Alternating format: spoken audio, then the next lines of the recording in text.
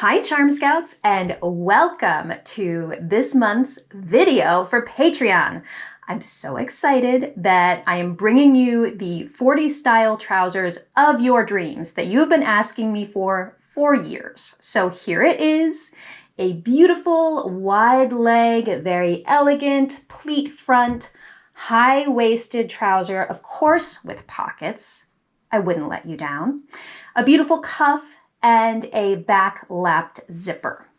Now, as always, we are bringing you options and interchangeability as well. So this pattern was drafted to interchange with Stanwix, which actually, if you really think about it, opens up your possibilities quite a bit. You can add the bib from the Stanwix skirt pattern to do a little overall moment. You can add our Stanwix bodice expansion that we did for Patreon to the trouser to make a fabulous jumpsuit. We also added a shorts cutting line so that you can make these into cute little, a little summer kind of number. And we've given you options in the trouser itself. You can do the high curved waistband, or you can do a straight waistband if you want to keep it a little more simple. So the inspiration for this, obviously, the 40s, Katharine Hepburn. We were originally going to call these the Katharine trousers. I got to tell you, there are so many things called the Katharine trousers because she's just so well known for wearing these amazing pants. So I did find a photo of Lucille Ball from the 40s wearing these gorgeous pleated front trousers, and I knew that we had to call these the Lucille trouser. So this one is for Lucille Ball. I hope you love it. I also want to mention this is the first month of your merit badges. So you're going to be earning a merit badge in pants. So I know you're going to be excited about this because pant fitting, pant making, it's always a big to-do in the sewing world. So because this is the beginning of our merit badges, I want to take you on a little educational journey. So in the next chapter, we're really going to focus on talking about the pattern pieces, and then we're going to talk about some fitting adjustments because I know that's going to be a hot topic. So I hope you like this new little segment. Please let me know if you do, or if you have thoughts. And let's get right into it. So next chapter is going to be about fitting, and then we'll get into talking about supplies and fabric. Okay, here we are with these little scaled down versions of the pattern pieces. So you can just pretend we're playing paper dolls or something here, but I wanted you to be able to really see the full pattern piece because these pant pieces get so big. So I just printed them out on letter size paper here for you. Okay, so just quick rundown. There aren't that many pattern pieces. You have your pant front, your pant back, your pocket bag, which, by the way, you're going to want to cut in lining fabric, especially if your pant fabric is a little bit on the thicker side. So just to reduce any bulk there, cut that in lining. You have an interfacing piece for the pocket bag here that gets applied to the pocket bag opening to stabilize the pocket opening. This is the trouser side front that forms the hip behind the pocket opening right here. And then you have your two waistband choices. This is the high curved waistband. You're going to cut two of that, and then it gets seamed at the top. The straight waistband, actually you only cut one, and then you fold it lengthwise, and it is just a narrow 1-inch folded waistband. If you're wondering what these circles are, by the way, those correspond to the buttons and the buttonholes for the Stanwix bib. So just FYI. All right, so let's talk a little bit more about what's going on with these pattern pieces, especially the front and back. Here is your pleat. Really simple, just two little lines and an arrow telling you which direction to fold the pleat. This is your pocket opening. And this is your crotch, all right? That's a word that you're going to hear a lot today. You know, we talk about crotch fitting all the time with pants. So this is your front crotch. And so you don't want to obviously confuse these two little curved shapes. This is your front crotch and then your back crotch right here. All right, let's talk a little bit about these lines, these horizontal lines on the pattern pieces. This line is your crotch length adjustment line, and we'll talk a little bit more about what that means and why you want it. The line right here is your shorts cutting line, okay? So if you're making the shorts, you're going to cut right there. The shorts do not have a cuff, so you would just turn up an inch and hem them. The next line down is your length adjustment line. So the inseam on these pants is 32 inches, which I'm 5'6", and that's a perfect length for me if I'm wearing heels, okay? So the version I'm making today, I actually did do a length adjustment for because I wanted to wear them with flats. So I did do a length adjustment, and I'm gonna show you how to do that as well if you're on the shorter or taller side, or you know, you're wearing different shoes, whatever reason you may have.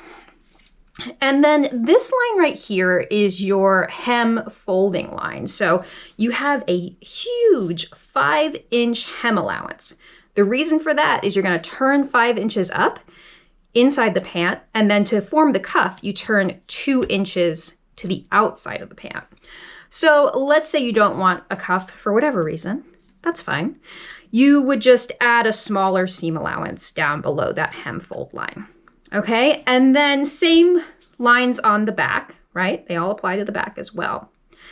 Okay, so hopefully that helps you understand the pieces themselves a little bit better. Now let's talk about some adjustments you may wish to make. I've cut out some versions here. So our little paper doll pieces here. Oh, and actually before we do this, let's talk a little bit about how these pieces go together. This is your, come here. The only thing about nails is I can never pick things up. Okay, this is your interfacing piece, which gets applied to your pocket bag, which is cut in your lining, okay?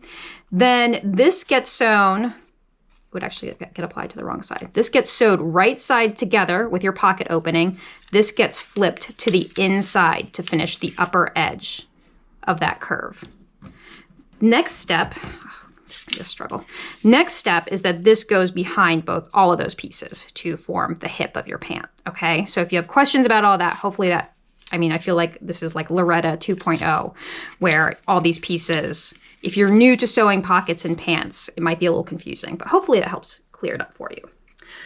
Okay, the first thing I wanted to talk about is, what if you wanted to remove the pleat? Really, you would just need to take away this width right here, right? You would need to fold it in, and that's how you form the pleat. But how do you get rid of this excess here? What I would recommend doing is drawing a line with a ruler down your entire pant leg, and I would make it perpendicular to the grain line. I'm not gonna do it, I'm just gonna freehand it here real quick. Cut it all the way down to the hem and just leave a little hinge. You might have heard that term before if you've done any pattern making or adjustments. You want a little hinge there so that you can spread or overlap here. All right, those are the two things you're normally doing with pattern adjustments for length or to get rid of width like this. So you're either overlapping to get rid of things, or you're slashing and spreading to add more volume. In this case, we want to get rid of that pleat. So I would take these two little pleat lines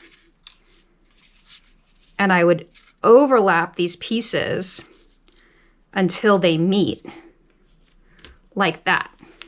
And then we would tape it in place. There we go. Pleat be gone. I had a teacher who used to say that, or dart be gone. So there you go. You would just get rid of that. And you could smooth out that line right there. You would need to redraw the grain line. You always want the grain line, and here you might need to do one of these here too. You want the grain line to go down the center of the piece. So to find the grain line again, what you can do is just fold those edges together, and then that new fold in the middle, that would be your new grain line, okay? So there you go, pleat gone. Let's say you wanted a flat front for whatever reason. You don't like a pleat, that's fine, I'm not offended. You can get rid of that pleat. All right, so next thing is, let's talk about crotch length adjustments. Okay, so just like I just cut out the line for the pleat, you can also cut across any of these lines, leaving a hinge or not, slashing and spreading or overlapping. Okay, so let's talk about adjustments you might want to do to your crotch. Now, if you're very short or very tall, you may just need to add length overall from the crotch up. But the more likely thing is that you're going to see what we either call smiles or wrinkles, or I'm sorry, smiles or frowns in your crotch where you have lines pulling, right? So if there's like drag lines pulling into your front or back crotch, that means that you don't have enough length in your crotch. So what you would want to do is slash across that line, leave your hinge at the hip. And then let's say you wanted to gain like an inch of length in the back crotch. You would just spread it open like that, an inch, add some paper behind there and tape it closed. Now, let's say you have a flatter rear end and you have some bagging in the back. You would actually want to overlap here to reduce the crotch length and get rid of that excess fabric. Okay, same with the front. So I was fitting a model in these and she had some drag lines to her front crotch because she needed a little more room in the front for the curve of her belly, right? So what you would do, you would want to gain room there. So you would slash across there, open it up, and just give yourself an inch. So if you're not sure how much to add, you're going to want to make a muslin of these. So you can actually slash your muslin open, just cut it open across the belly and see how much room you need to gain. Okay, next adjustment I want to talk about would be your length adjustment. Let's say you are on the short side and you're thinking, these pants are going to be way too long for me. I need to get rid of like a full 2 inches of length. You can actually just fold on that line and then overlap a doubled 1 inch tuck there, all right? And now you've just removed length from your pant. Let's say you're a glamazon, you're 6 feet tall, you need a lot of length added. You are going to cut all the way across here, and then you're going to add however many inches you need here, put some paper behind there, and redraw your side seams, tape that down. Okay, so those are some length adjustments, crotch adjustments, that's all very common. Another thing I wanted to mention too is if you need to add to your waist. Let's say the hip looks like it's gonna fit you fine, but the waist is too small. What you're gonna do is actually curve up from the hip and add to the waistline here at the side seam on the front. You need to do it on your side front piece though, not, because there's no there here for the waistline. So you would need to go up here and then add whatever width you need at the waist. Same with the trouser back, all right? Now, you're also going to need to add to your waistband in this case. So this is a little tricky because you don't have side seams on your waistband. You just have these little fisheye darts, and these are really cool. These actually give you a nice curvy shape on your waistband. They're a little magical drafting trick, and they made everyone look fabulous in these trousers. But what you would want to do is you would want to cut this open here, right? And then let's say you added 1/2 inch to each side seam. You would need to open this up 1/2 inch, okay? Put some paper behind there, and then redraw your little fisheye dart in the middle of that slash right there. Same thing on that side as well. So that is how you would gain any width you needed in your waistline. All right, by opening that up, redrawing those little fisheye darts. Okay, so that's just a little intro to pattern changes for pants. I hope that all makes sense. Let me know if you have any questions. Next, we are going to talk about fabric and supplies. Okay, let's talk fabric. Today I'm going to be using this lovely, sumptuous wool flannel, and wool is just a great choice in general for these trousers. You want something with a little bit of drape.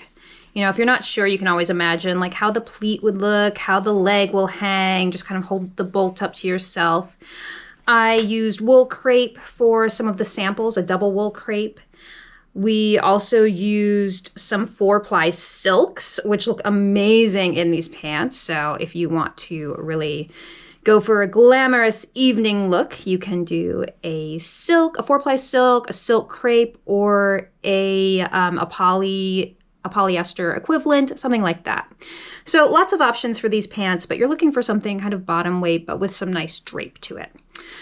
Okay, so wool flannel is what I'll be using today. I also wanted to show you my lining fabric. You just need lining for the pocket bag, so just these 2 little pieces, so not a lot. Something you have a scrap of around is fine.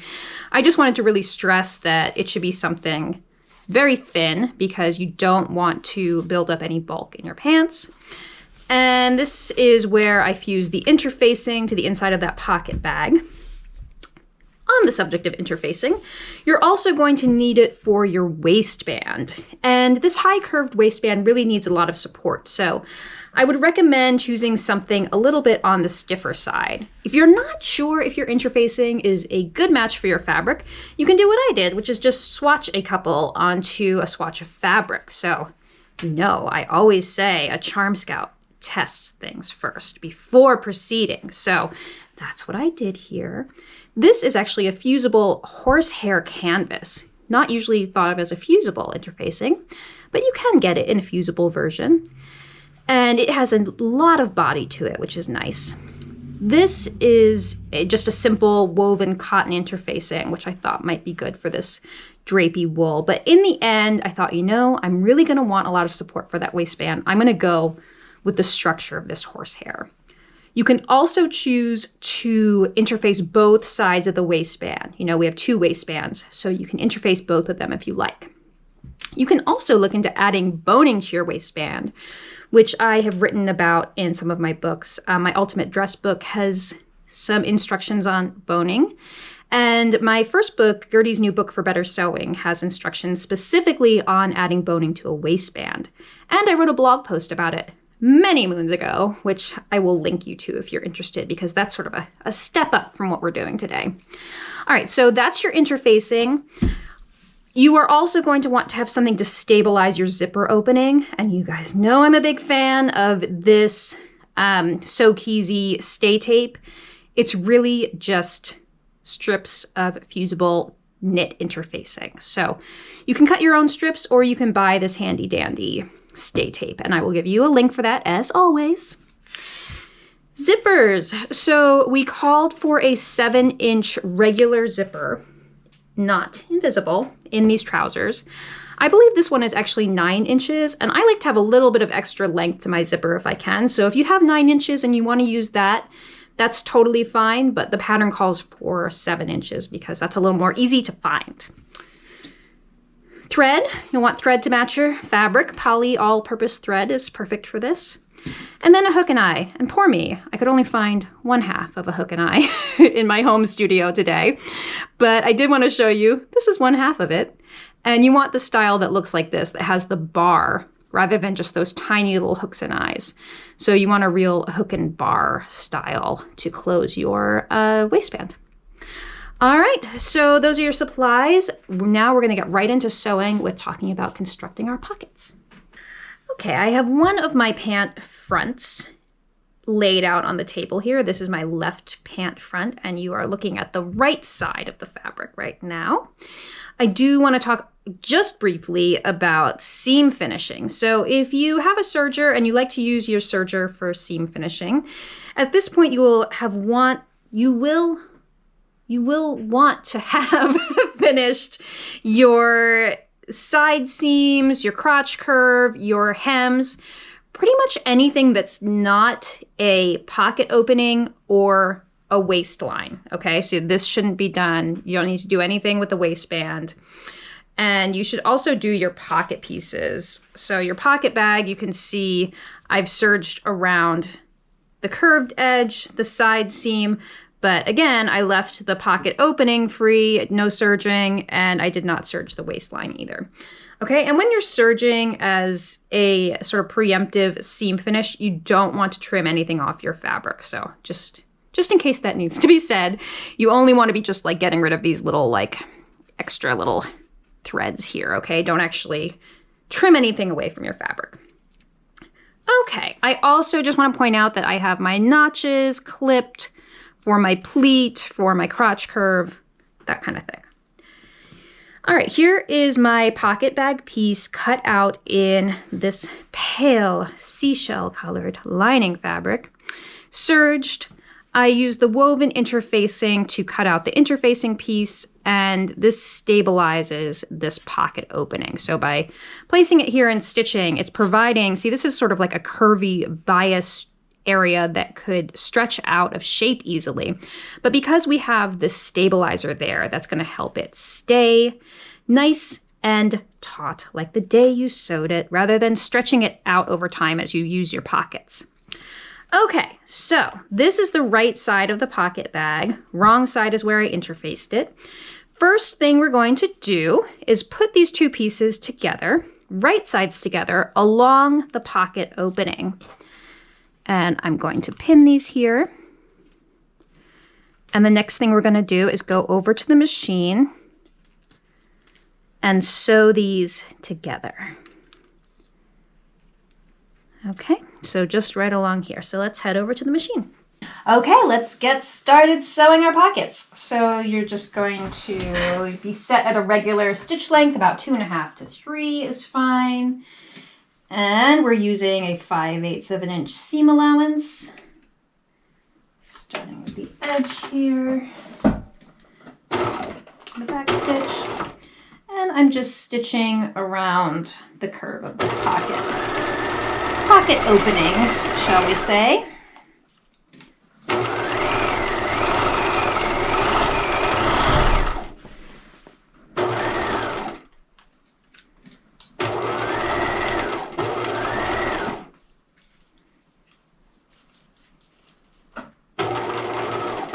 Back stitching again. Okay. All right. Next thing I'm going to do is braid this seam allowance. So your lining or your pocket bag should be the shorter one. So trim that down to a little over 1/8 of an inch.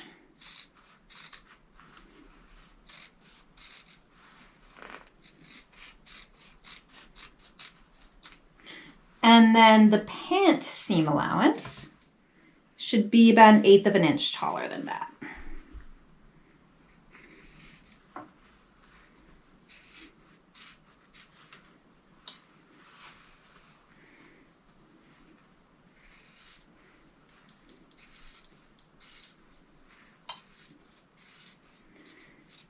And the next thing we're going to do is clip into these curves. Let's do that at the ironing board. So I'm just going to, around the curviest part, about every 1/2 inch, I'm going to do a little snip. And this is where you can see you really want to have nice, sharp scissors to be doing this. You don't want to be doing this with dull scissors.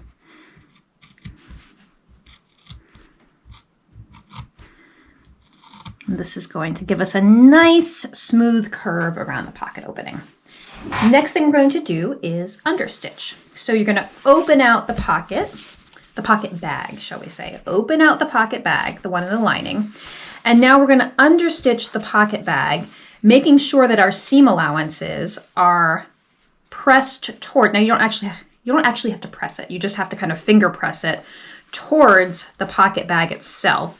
And now we're going to stitch just about a scant 1/8 of an inch away from this seam line, catching the seam allowances in our stitching. Okay, so let's do this at the machine. You're going to do it from the right side. And as I always say, I like to hold these nice and taut while I'm stitching, while I'm doing my understitching, because it helps really isolate the area I'm working on. And the other thing that I always say is I'm feeling for my seam allowances underneath where I'm stitching. Because what can happen, especially when you have a lot of clips down here, is the seam allowances are going the wrong direction. So I just need to keep making sure I put my hand underneath there and kind of scooping them to the correct direction towards the pocket bag.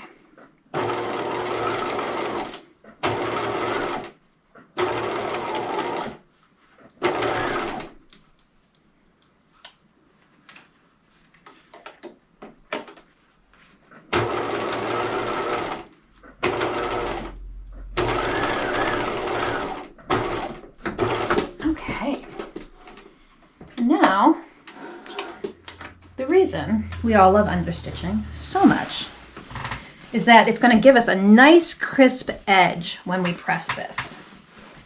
So what you want to do is work from the inside, and if you're using a very synthetic lining fabric like I am, you want to be very careful with your heat setting here. So I'm going to turn mine down a little bit to the poly setting, I do not want to melt my pocket. So you're just going to roll your understitching out to the very edge and give it a nice press here. You can give it a little bit of steam. Just continue to roll that outwards like so. And then you can see how it looks from the right side. Looking pretty good. I might want to give this a press with a press cloth.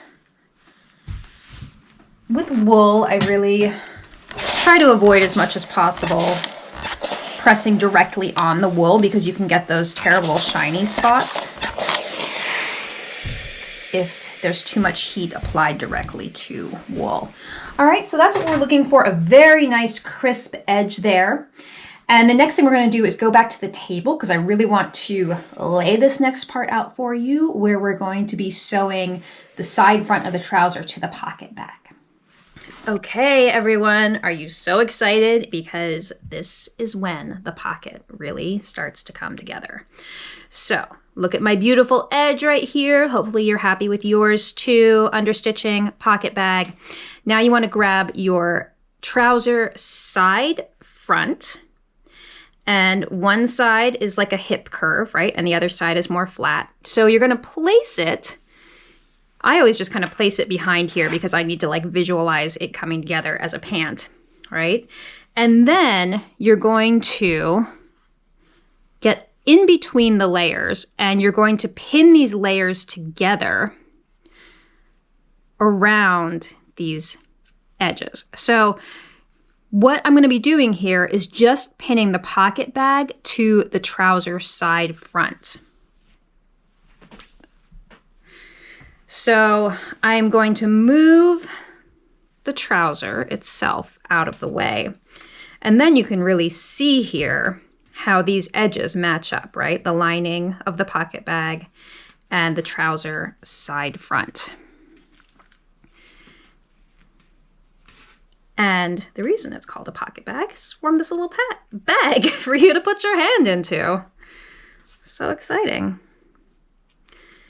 Nice roomy pocket. You know that's important to me. And you're also, so you're pinning around this curve and the lower edge, and then this short sort of side edge of these two pieces as well. Okay, so you can probably guess the next step. Now, I will say here, you can see, like, this is a great, I always like to tell you guys when things don't go exactly right for me and why they don't go exactly right and how I can fix them. And actually, it looks like it wasn't quite matching. My edges weren't exactly matching over here, so they definitely weren't matching over here. I'm still not quite matching right here. Now, this is a little lesson for you. If you're having this issue, maybe it was a serger issue. It looks like maybe my lining rolled in a little bit when I serged. What you don't want to do is this to get the pieces to match, right? Because then you're going to have a little bubble in the fabric underneath here. Instead, I would just keep everything flat and just use this outer edge, the one that is correct, the one that's not rolled in, as your guide, okay? So in the case of a pocket bag, it's more important that everything is nice and flat than that everything that you make those edges match exactly, okay? All right, so let's head back over to the machine and we're gonna sew, actually just right around here, I have to correct myself. We're just gonna sew around the curve for now because this gets basted together in the next step. We are stitching along the lower curved edge up to the waistline. And like I just corrected myself, you don't really have to worry about that side seam because we're just gonna baste everything together in the next step. Okay, regular stitch length. I'm gonna take this pin out. Regular stitch length, not a basting stitch here. This needs to be nice and sturdy. Pockets get a lot of wear. So I'm just sewing those two layers together, the pocket bag and the trouser side front.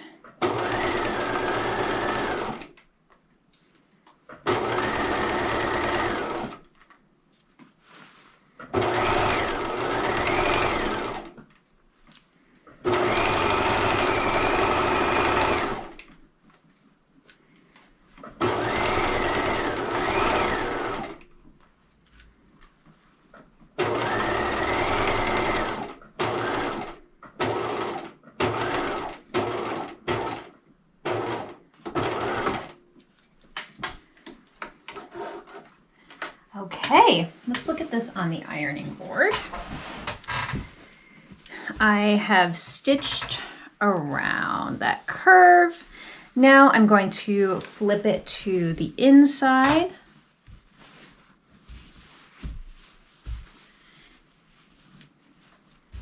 And this is where I had that side seam pinned. Now I'm going to pin all the layers together so that we can baste them in the next step. So I'm going to do a little line of basting right here. And we're also going to baste along the top here as well. So you can pin these layers together. Now, one thing that will be a little time-saving piece of advice for you here is that you can kind of you're going to kill two birds. You're going to kill two birds with one stone by doing your pleat now too. Okay, so remember our little pleat marks right here? You're going to take the one that's closest to the crotch seam and you're going to bring it over to meet the other pleat mark like that. Okay, and you're working from, obviously working from the right side of the pant, but it just needs to be said that you can't do this from the inside because then your pleat will be backwards, okay? So you want the pleat to be kind of facing the pocket like this. All right, and now I'm pinning through all of these layers together. So just a little time-saving tidbit for you there. You can do your pocket basting and your pleat basting at the same time. So I'm going to go to the machine right now, change it to a basting stitch, and baste at 1/2 inch across the waistline here, and then the side seam, just to hold the pocket flat. All those layers we have going now. All right, so I'm changing my stitch length. I'm going to start basting.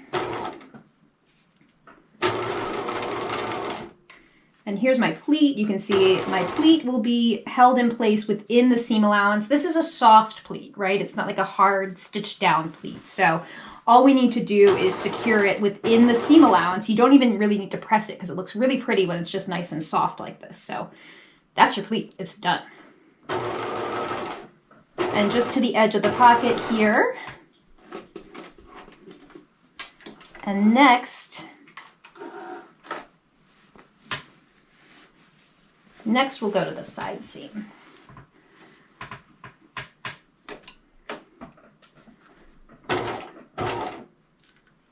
Stitching through 3 layers, right? The pant, the pocket bag, and the trouser side front at 1/2 inch.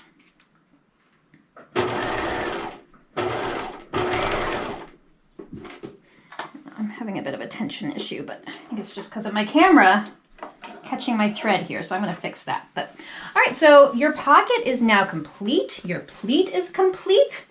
Oh, look at that. So nice, right? Now, one thing I want to mention too, in case you encounter this and you weren't really sure if it was correct, there should be a little bit of excess here. That we always build in excess to our patterns so that you can actually put your hand in there. You don't want the pocket to be too flat, right? Because then you can't get anything in it. So I should have told you when I was doing this part that you need to kind of get these pieces to match each other, and there will be a little bit of ease built in there. So if you see that, you're on the right track, all right? And so don't worry if those sides don't match up. You need to make them match up. All right, so obviously you will do that to your other pant front, all of those steps. And then we're going to talk about the pant back next. Okay, let's talk about the back of the pants briefly. So you can see that I did my stabilizer tape in the zipper opening down to the circle for the zipper. And I have also sewn my darts and pressed them towards center back. So I'm going to leave you to do that on your own because those are fairly simple. And now the next thing we're going to do is sew our pant legs, okay? So you're going to do them in pairs, sewing a pant front to a pant back, and then the remaining pant front to the remaining pant back.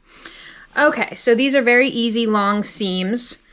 First, so you're going to turn it right side up. This is one pant back. And now I have one pant front that corresponds to it. And what you want to see is you want to see matching crotch curves here, okay? And you're going to pin the pant legs together along the inseam, which is the inside of the leg, all the way down.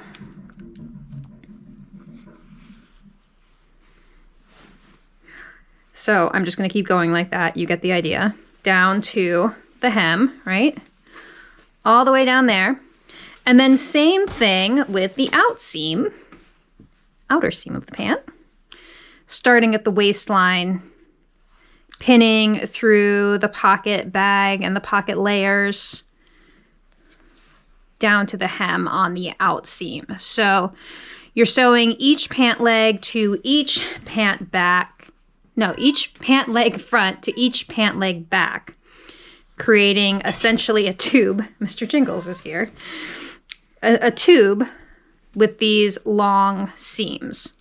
Okay, so I'm going to go to the machine and sew the out seam and the inseam on both pairs. I'm going to press those seam allowances open.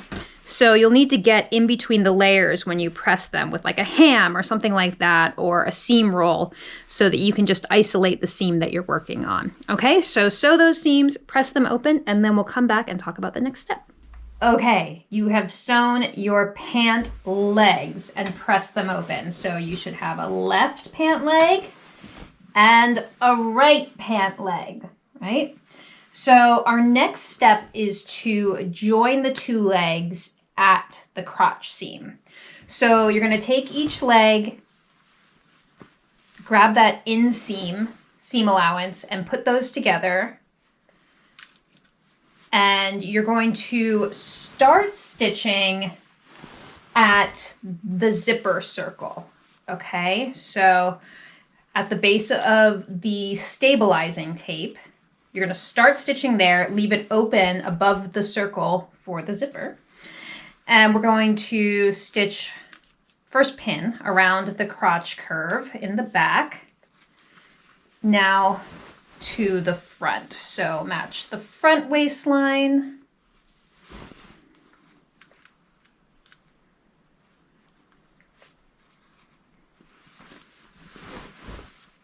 There are some little notches for you to match. I'll just fill this in with pins. You can also, as someone always says on these videos, someone always comments that you can put one pant leg inside the other so that you don't have to straighten out the crotch seam like this. So you would put one one pant leg right sides together with the other inside the pant leg and then sew the crotch seam.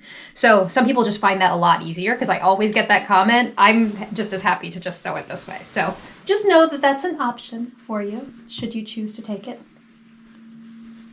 So I'm going to start stitching at my zipper circle. And oh, I was just shortening a zipper, so I've got some crazy settings going on here. Yeah, so I ended up shortening my zipper to 7 inches just so that you can see the pattern as it was intended to be made. But like I said, you can leave this seam open. Actually, let me turn my light off for you because that's easier for you to see. You can leave this seam open another 2 inches if you have a 9-inch zipper, but you would just want to continue your stabilizing tape down to that point if you choose to do that length of zipper. So start stitching, I'm going to back stitch.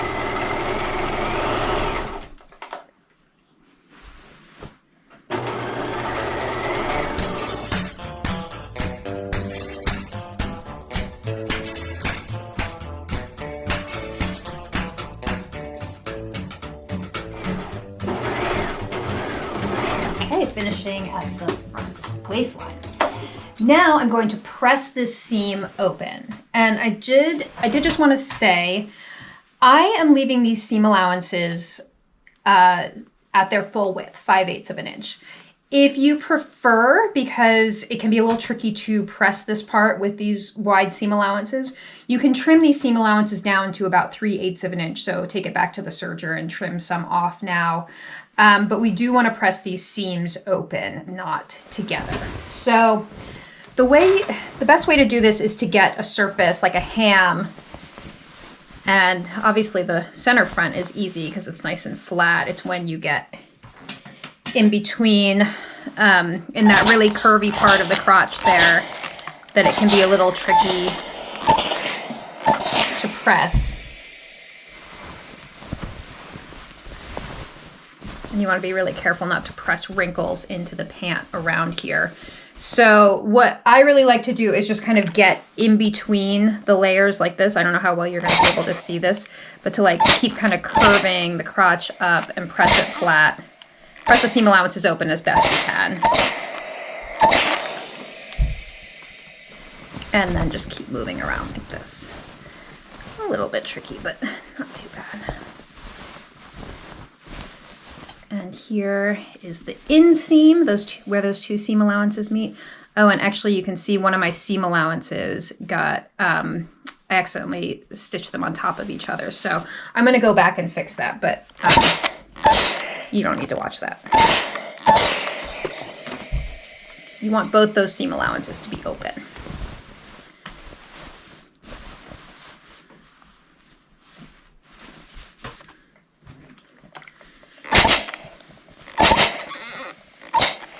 And you can also just kind of like lift up the pant, kind of like curve the seam up with your left hand and just kind of get into the curve with your iron.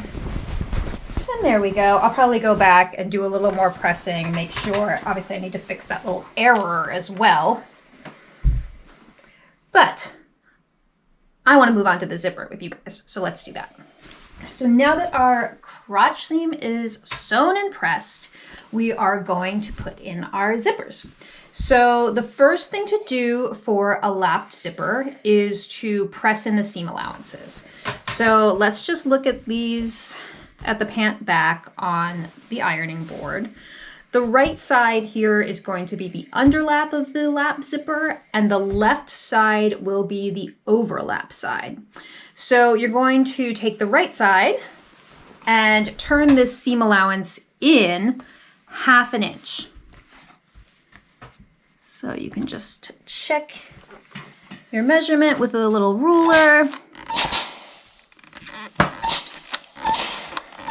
and press 1/2 inch all the way up. And at the base here, you want to make sure that you have a little underlap going on here. Tiny little 1/8 of an inch underlap, right? Because if you think about it, Your crotch seam is sewn at 5/8 of an inch up to the point you get to the zipper opening. Now it's sewn at, it's pressed under at 1/2 an inch. So you're gonna have a little 1/8 of an inch difference there. So you should see just the tiniest little underlap, little tiny 1/8 of an inch underlap that you've pressed in there. Okay, the left side, as you're looking at the pant, this side of the zipper opening, you're going to press the seam allowance in the full 5/8 of an inch. So no underlap because this is the overlap side. So press that in the full seam allowance. Okay, and now we're going to pin our zipper to our underlap side first. Now, as I always say with lap zippers, my preferred way to do it is to have it nice and flat, pin one side, stitch that side, come back, pin the other side, then go stitch that side. So we're going to be going from the flat surface to the machine and back. So you're going to take your zipper and you have this pressed in seam allowance. You are going to place the zipper behind this seam allowance. Now see this little stop at the top here? That should be 5/8 of an inch below the raw edge of the waistline. So you want the folded under edge to be right next to the teeth, okay? It doesn't cover the teeth at all. It is just flush right next to it. So I put my pins this way because we're going to be sewing in the next step. We're going to sew from the top of the waistline down to the bottom of the zipper. So this is the easiest way for me to take out my pins. Now make sure that that little 1/8 of an inch underlap stays pressed in here at the bottom, okay? Now you can open your zipper about halfway here and we're gonna go to the machine. I'm gonna put on a zipper foot. So for my Bernina, I have one of this number 14 foot that is like a skinny little toe right here. Goes on the machine, and then I just have to adjust the needle so that it's to the left of the foot so that I can sew as close to the zipper teeth as possible. So I'm going to, it's always a little hard to get started. I'm gonna get this oriented underneath here. Just keeps catching on the feed dogs under here. So let's put one more pin in here so it'll hopefully, there we go. And sometimes I like to lower my needle first too so that I can really see where my stitching is going to be oriented, because you want to be stitching as close to the fold as possible. I would say about a 1/16 of an inch away.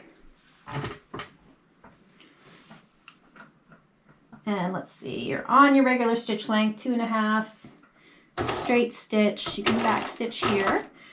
And I'm using white thread, so hopefully you'll be able to see this pretty well. Don't stitch over anything metal.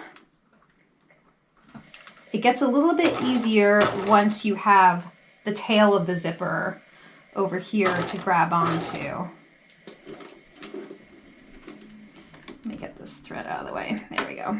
Okay, so hopefully what you can see is that I am stitching as close to that fold as possible. Taking my pins out as I go. And it really helps to hold the zipper taut from behind. And so hopefully you can see my stitching right there.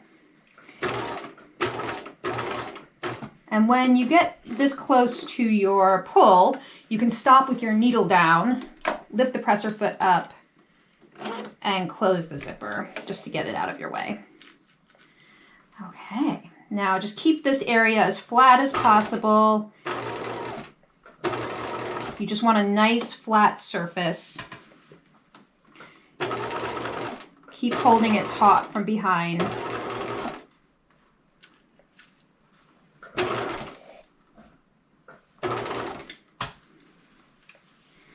And that little underlap always tries to squish itself back in there, so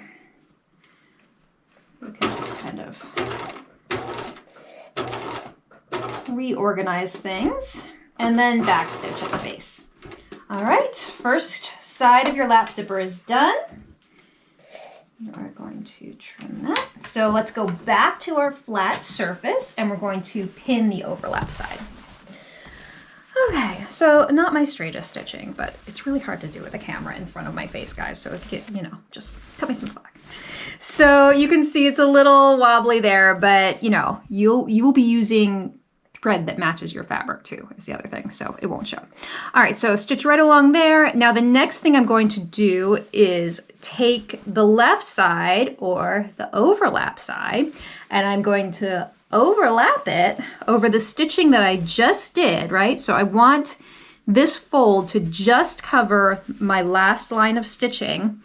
And now I like to put a pin right here at the base of the zipper opening and put this pin in there horizontally like that. So I know where I'm going to do my pivot, because well, hopefully you know this, but you might not if you've never done a lap zipper before. A lap zipper always has L-shaped stitching on the overlap. So we're going to do a line of stitching and pivot to finish it off at the bottom here. Okay, so I'm going to keep pinning this up. Now I have to put my left hand between the layers here, so I'm not pinning all the way through. I'm pinning to the left of the zipper teeth, okay? So when I lift up this flap, I should see the teeth, I should see the stitching, but when I put it down, the teeth and the stitching should be fully covered. All right, so keep pinning to the left of the teeth like this, okay? And you kind of check yourself as you go. And again, you know, I have my left hand between the layers here so that I'm not pinning through to the front of the pants.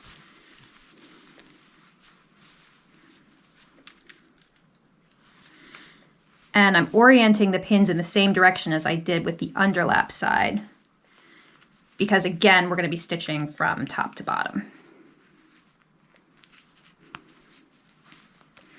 And it gets a little bulky around the pull right here, so just do your best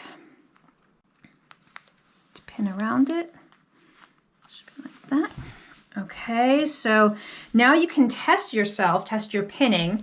You want to open the zipper all the way to the bottom, and you want to make sure that you're able to do that. If you can't open your zipper, that means your pinning is wrong somehow. So go back and rewatch that if you need to. But this is how it should look. So your zipper on the inside should be just slightly away from the fold, and then your pins are going through the zipper tape to the right side of the fabric. Okay, so now it's time to stitch our overlap side. And I'm going to need to move my needle over to the other side of the zipper foot, because now we're stitching on the other side of the zipper teeth. So we're going to do top stitching now. And this top stitching needs to be at 3/8 of an inch. So if you've moved your needle, depending on what kind of zipper foot you have, if you've moved your needle, then these lines are going to be a little different than they normally are. So you want to measure from your needle to 3/8 of an inch away, and whatever line that is, that's what you're going to follow for your top stitching right now. Okay, so we're going to start at the top here, 3/8 of an inch, and again, it gets easier once you can kind of hold it from behind. And I like to kind of create a flat surface by holding from behind and in front here, because that creates a nice smooth surface for your top stitching.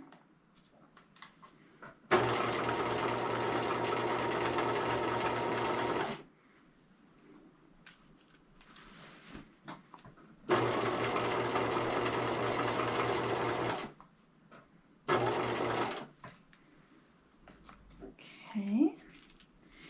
And stitch as far as you can till you get too close to the pull, like about right where I am right now. Now I'm going to stop with my needle down, lift the presser foot, and close the zipper so that the pull is out of my way. You don't have to close it all the way, just enough to get that out of your way. All right, now I'm going to continue my line of stitching, and I'm just kind of making sure that my foot is straight here so that my stitching will be straight. I'm going to continue until I get to my horizontal pin. And now I'm going to stop with my needle down, and this is my pivot point for that L shape I was talking about. Going to pivot, and now I'm going to stitch horizontally across the base of the zipper. Now, if you have a metal stop in your zipper, you want to be really careful at the bottom that you're not going to hit it at this point. So just be really careful. Just check that your metal stop is either above or below where you're stitching right now. You can always use your hand wheel too if you're nervous. And backstitch, and there we go. So that is our lap zipper. So I'm going to trim my threads, and then I'll put it down on the ironing board so you can see it. So there we go. So this is your overlap side, underlap side. If you have any ripples or anything, you can give it a press, but there you have it. That's it. So not as hard as you anticipated, hopefully. And next thing we're gonna do is move on to our waistbands.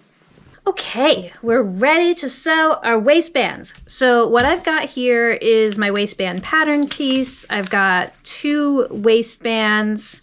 I'm doing the curved one to show you today. And as I said, I wanted a little more stiffness on mine, so I ended up interfacing both sides of them, which is optional. You know, normally with waistbands, you're only going to interface one side, so you can make the choice depending on how much stiffness you want. I did just want to talk about marking these darts, and I wanted to call your attention to a couple things on the waistband. So this is not symmetrical from side to side. There is an underlap on this waistband, and you can tell which side that is because there's a notch and then an inch at the end, okay? So that's an underlap that's going to go on the underlap side of your pant, the side we just sewed the underlap of the zipper to, which was the right side as we were looking at. So this little underlap needs to go on the right side, okay? And the other side of the waistband does not have that, so it ends just at 5/8 of an inch, just flush like that. Okay, and I wanted to talk briefly about these darts and give you a little trick for marking the darts. You can cut out the darts in your pattern piece like I did, and then that makes it real easy once you get everything aligned here. Get everything nice and flat and aligned. It makes it very easy to just get in there and trace out that shape like that.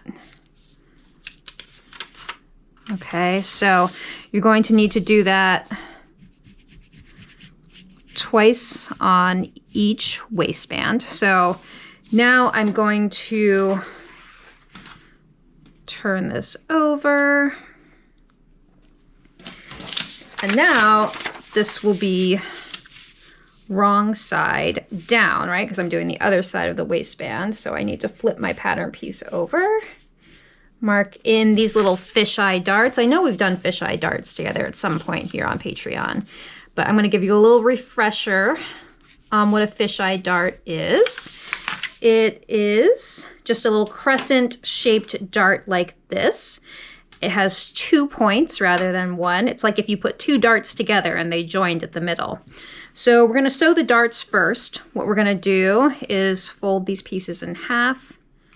Do a pin at each end.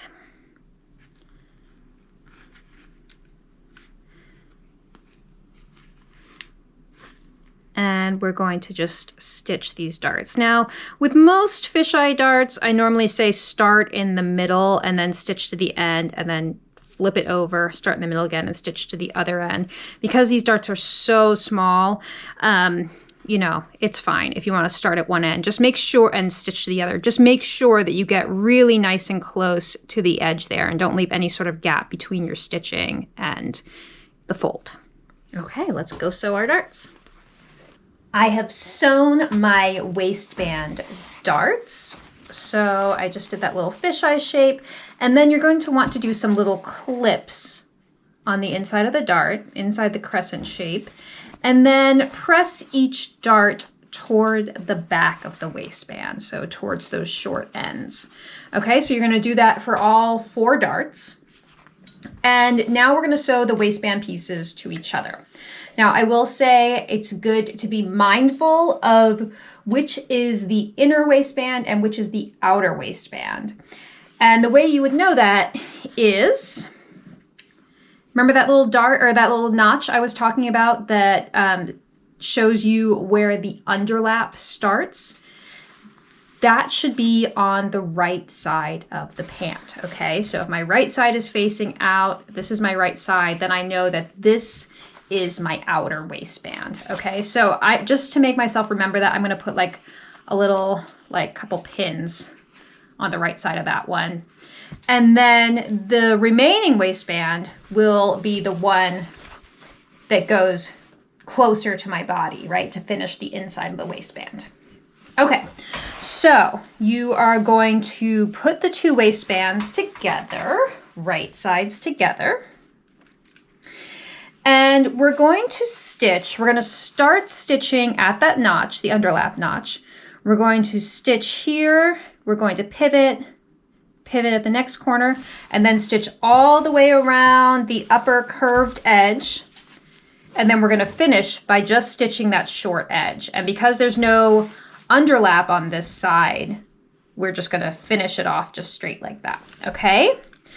So the reason it's important to know which is the inner and which is the outer is because we're going to understitch one after we stitch it and then trim and grade and all of that. And we want to make sure that we're understitching the correct side because you don't want your understitching to be on the outside of your waistband. So that's why we keep track. And I'm just making sure there are those pins that mark the outer waistband. Make sure I'm not going to actually stitch on them. Okay, so this is where I'm going to start stitching, right here, and then 2 pivots. So stitching at 5/8 of an inch, and a back stitch here. And when I get to 5/8 of an inch, I'm going to pivot. So now I'm sewing one short end. And again, when I get 5/8 of an inch away from the raw edge, I'll pivot second time. And now I am stitching along this long curved upper edge of the waistband.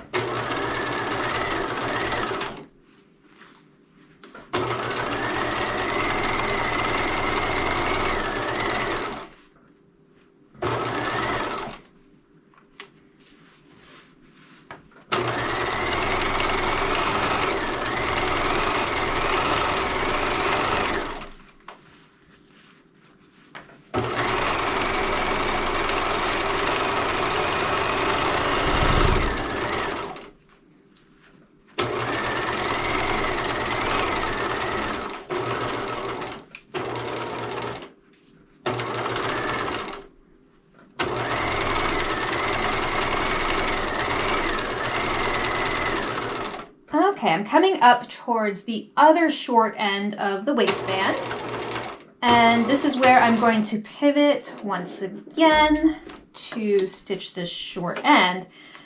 But now I'm just going to finish this off. I'm just going to go all the way to the raw edge here and then back stitch because there's no underlap on this side. Okay, now we're going to grade our seam allowances. So whichever one is going to be the inner waistband is the one that you should trim that seam allowance down shorter. So I have my pins to guide me. I know that the one with the pins in it, that's the outer waistband. So the one on top here is the one that I'm going to grade these seam allowances shorter. Okay, so that one should be about 1/8 of an inch, and then the outer waistband seam allowance should be about 1/8 of an inch taller than that. Okay, so I'm gonna go all the way around like that. The one closer to me now is gonna be 1/8 of an inch, and then the next one like that, okay? And any corners like this, you're gonna wanna trim away any bulk from the corner. Be really careful, obviously, because we're getting really close to the stitching right there. And I'm just gonna keep trimming. So when I come back, our next thing we're gonna be talking about is understitching.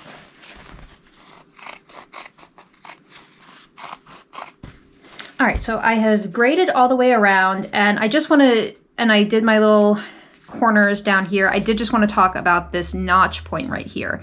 You're going to need to clip both seam allowances all the way to the notch point, and then you can just grade around there, trim away any bulk. There we go. Okay, next thing we're going to do is understitch. And remember our handy dandy pins over here?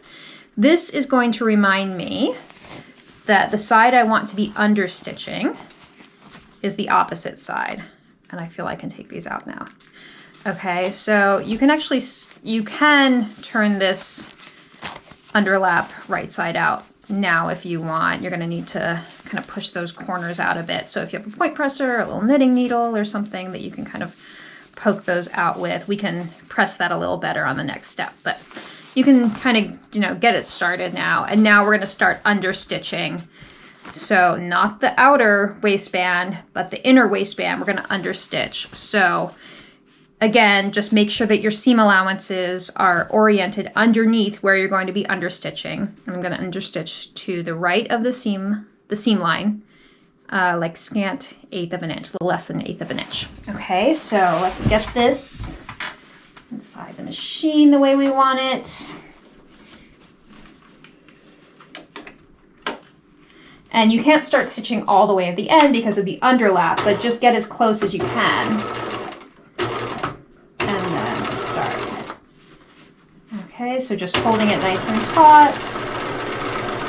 And as you go, just make sure your seam allowances are underneath where you're stitching.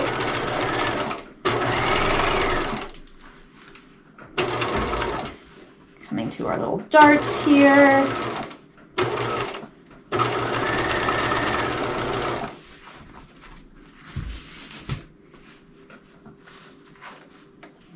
Okay. Just go as far as you can, and then back stitch. Okay, so next step is to press your waistband. So just like always, when we have just understitched something, we're going to roll the understitching out to the edge. And here's where you can really actually first concentrate on your end here. Just kind of poke it out a little bit. Go. Get those corners looking nice and crisp. I used to have a point turner, and I just kind of felt like using my fingernail and a pin if I needed it was just as easy. So just get that nice and flat. That is our underlap. And now with your understitching, you're just gonna press it to the very edge. And you really wanna press this nice and flat. We love a nice crisp waistband, don't we? So we want to really just press nice and flat. Get to use a lot of steam if your fabric will allow it.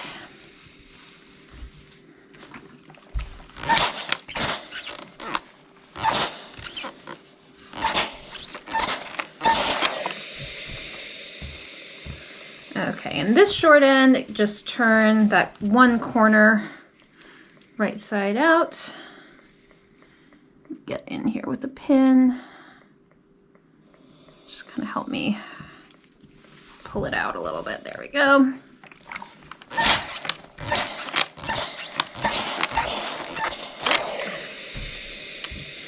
Okay, so you can just kind of check that your waistband looks nice and smooth. Give it a little more pressing, and then the next step is going to be to sew the waistband to the pants. So you're going to grab your waistband and you're going to open it out because you only want to be sewing the outer waistband to the pants now. So the side of the waistband that has the understitching on it, you want to just like leave it free, okay? So you're going to grab your pants. Makes it easier if you open the zipper. Now, this is my underlap on my waistband, and this is the underlap side of my zipper. So you want to kind of open up these seam allowances here on the waistband and match these edges. So the zipper edge, the zipper teeth edge to the edge of the waistband. And then I'm just getting in between the layers so that I'm just pinning this side of the zipper. And there are notches on the waistband to help you match things here. Okay, so this notch matches the back dart. Your dart on your waistband matches the side seam on your pant.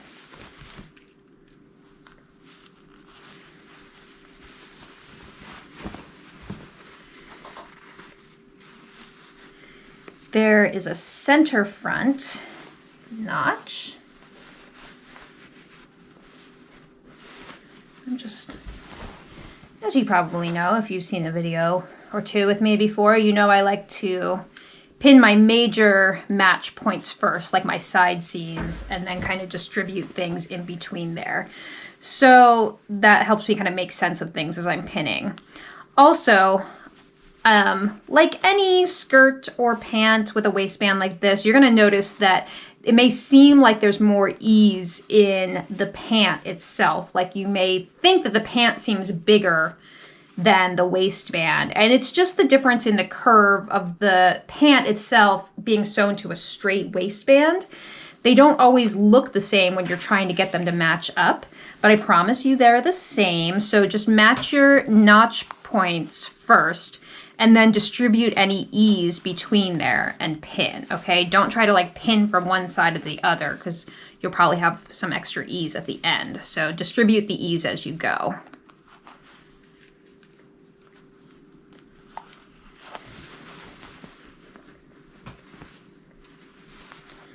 Okay, and this is the overlap side of the zipper, which matches this straight end of the waistband. So they're going to line up exactly. No overlap or underlap on this side. Okay, so now that you've pinned the entire waistband, outer waistband to the pant, we're going to stitch them together. So start at that underlap point here. Be careful for your zipper stop. Don't want to stitch on that metal point, so I'm just going to use my hand wheel to get started. And then we're just going to stitch along at 5/8 of an inch all the way around the waist.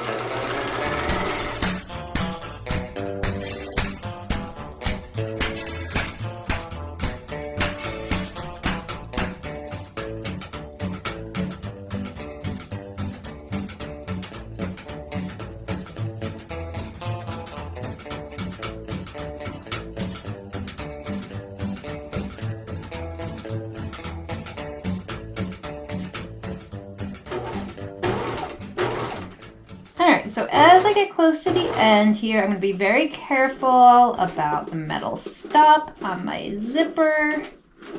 I think it's about right there. I just keep using my hand wheel if I feel like I'm about to hit something. So there we go. End of the waistband.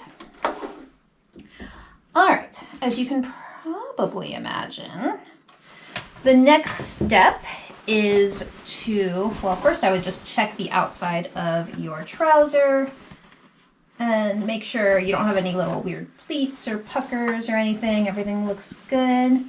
So exciting. Oh, I do have a weird little pleat. See, this is why I check these things. Sometimes you get like a little catch in your stitching. So I'm gonna fix that real quick.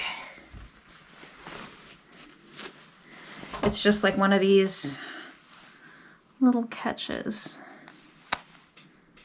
So I'm just gonna let out some stitches in just right in that area until I can completely smooth it out.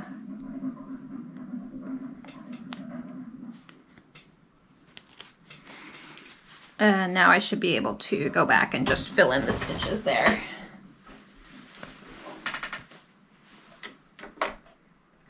And just, you know, when you start stitching again, just back stitch at both ends. And if you start to get another little pleat like that, just lift up your presser foot, smooth it out. There you go. Now I can back stitch. Okay. Great. So now that I am satisfied, I am going to trim these seam allowances. The waistband is going to get, the waistline seam is going to get pressed up towards the waistband. So you can trim down these seam allowances so the pant itself can be shorter. So about 1/8 of an inch, like that.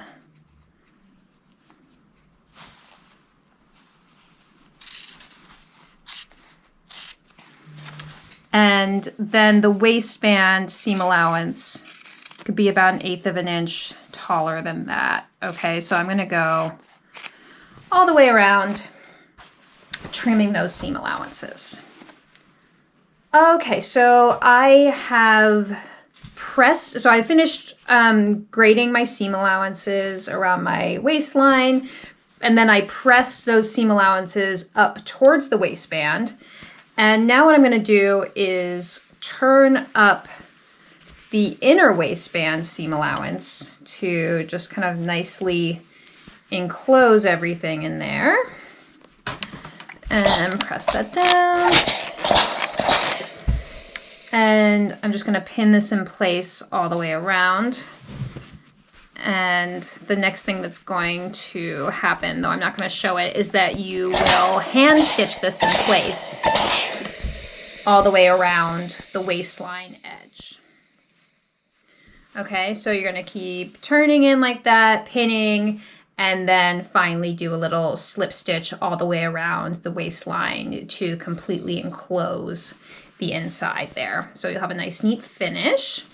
And then just to talk about how you're going to finish this part of the waistband. So these seam allowances are going to get completely enclosed as well on both sides. So this is the overlap side of the zipper flush with the waistband, and then the underlap side, which has the underlap on the waistband as well.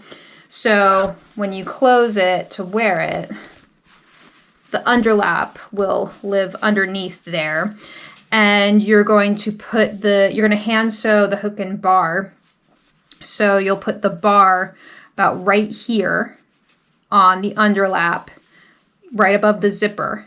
And then the hook side of the hook and bar will go on this overlap side, and then you'll hook them to close. Okay, so there's your waistband, there's your hook and bar.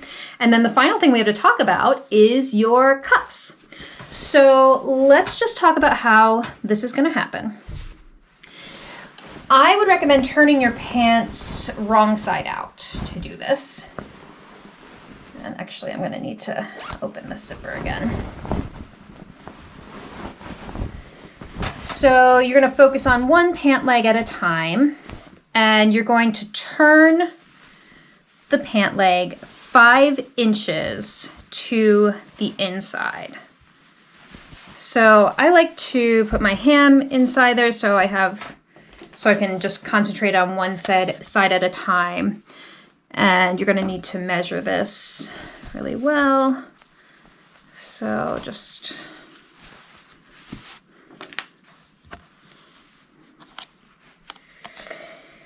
make sure you've got it 5 inches. And then you're pressing this lower edge right here.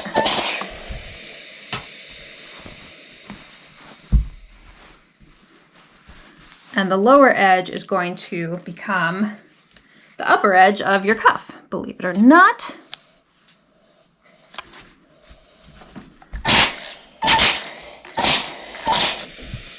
Okay, and once you've pressed the whole thing in place, the next step is to treat this as a hem.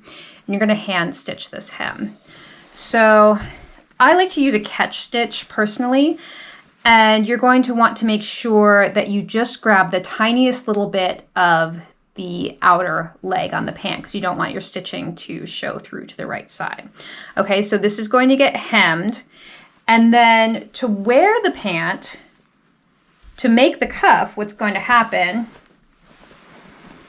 is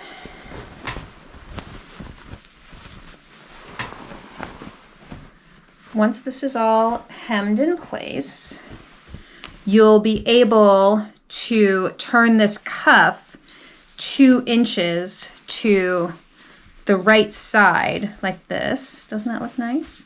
So, and you'll measure 2 inches, make sure it's even all the way around. Oops.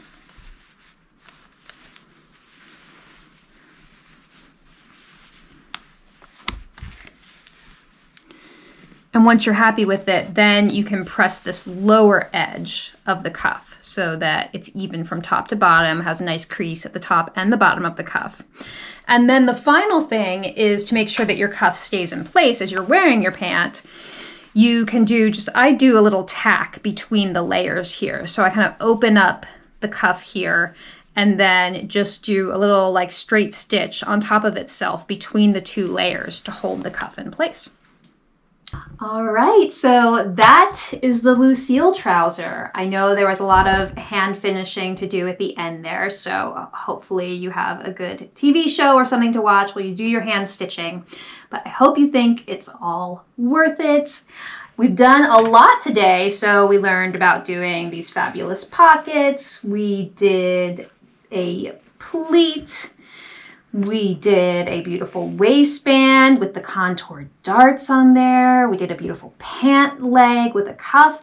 And we had our educational journey where we talked about pattern pieces and fitting adjustments for pants. So I cannot wait to hear what you think of this project. You all have been asking for a 40s style trouser for the longest time. And I'm just so thrilled with how these turned out, and I hope you love the pattern, and I can't wait to see all the Lucille trousers that you're gonna make. So I'll see you next time, Charm Scouts. Goodbye.